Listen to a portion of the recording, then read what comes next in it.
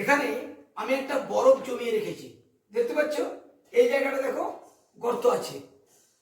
এইবার এই জায়গাটাতে আমি জল দেব। ভালো করে দেখো, এইটা আমি জল দিলাম, ঠিক আছে? এইবার দেখো, এই দেখো জল আছে, কিন্তু এই জলটা বরফ হচ্ছে না। কেন হচ্ছে না?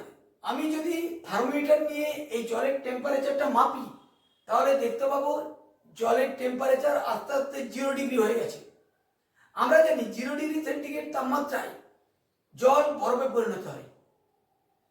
এই জলটা 0 ডিগ্রি টেম্পারেচার হয়ে গেল, অথচ এই জলটা বরফ হচ্ছে না। তার কারণ কি?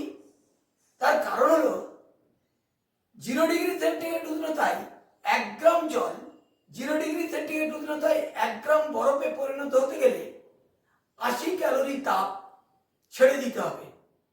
কিন্তু এই যে বরফটা আছে, এই বরফটা 80 ক্যালোরি তাপ এই জল থেকে, পার গ্রাম জল থেকে নিতে পারছে না।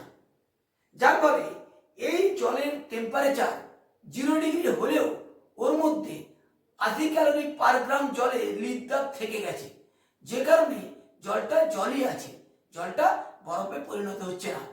এই পরীক্ষাটা তোমরাও বাড়িতে করে দেখবে, তাহলে বিষয়টা তোমাদের কাছে আরো ক্লিয়ার হয়ে যাবে। ঠিক আছে?